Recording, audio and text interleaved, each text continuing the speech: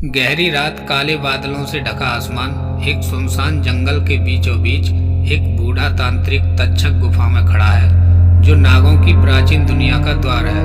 तांत्रिक के चेहरे पर दुष्ट मुस्कान है।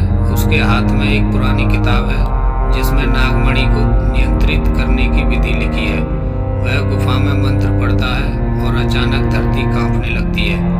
एक विशाल सांप गुफा से बाहर आता है। यह नागराज बासुकी है। बासुकी दहाड़ते हुए कहता है, कौन है जिसने नागों की शांति भंग की है?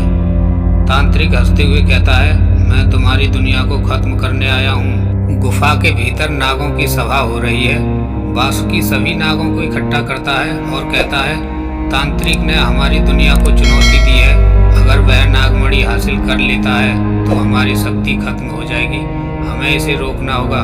नागों की रानी नागिनी सुरसा आगे बढ़ती है और कहती है, हमारी ताकत केवल नागमणि नहीं है, हमारा एकजुट होना ही हमारी असली शक्ति है। इसी बीच तांत्रिक जंगल में आग लगा देता है, जिससे नागों का साम्राज्य संकट में आ जाता है।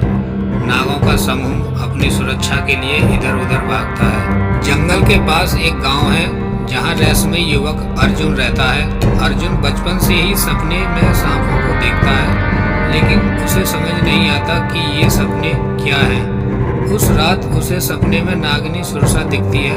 वह अर्जुन से कहती है, तुम्हें हमारी मदद करनी होगी। नागों की दुनिया को बचाने के लिए तुम्हारा आना जरूरी है। अर्जुन जागता है और सपने को सच मानकर जंगल की ओर निकल पड़ता है। जंगल में अर्जुन की मुलाकात बासुकी से होती है। बासुकी उसे बताता है कि अर्जुन नागों का वंशज है। अर्जुन को यह सुनकर यकीन नहीं होता, लेकिन बासुकी उसे नागमणि का महत्व समझाता है। अर्जुन को यह भी बताया जाता है कि नागमणि अगर तांत्रिक के हाथ लग गई तो धरती पर अंधकार का राज होगा। अर्जुन तैयार होता है और नागों की मदद से तांत्रिक का सामना करने की योजना बनाता है। तांत्रिक नागमणि के लिए अंतिम मंत्र पढ़ता है। गुफा के पास अर्जुन, नागराज और नागों की सेना पहुंचती है।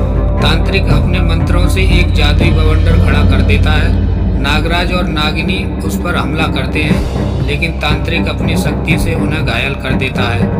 अर्जुन नागमणि के पास पहुंचता है, लेकिन तांत्रिक उसे रोकने की कोशिश करता है। अर्जुन अपने अंदर छिपी नाग की शक्ति को जागृत करता है।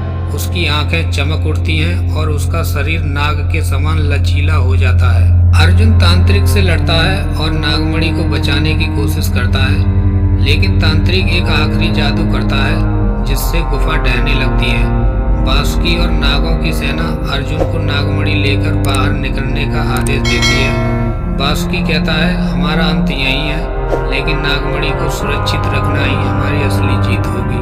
गुफा ढह जाती है और बासुकी समेत सभी नाग हमेशा के लिए धरती से विलुप्त हो जाते हैं। अर्जुन नागमणि लेकर बाहर आता है और इसे शिवलिंग के पास रख देता है, ताकि कोई और गलत इस्तेमाल ना कर सके।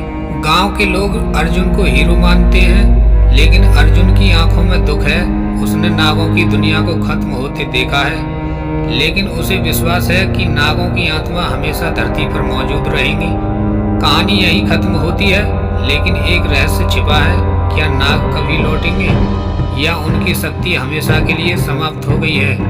दोस्तों, न्याय और अन्याय की लड़ाई में केवल साहस और एकता ही किसी भी दुनिया को बचा सकती है।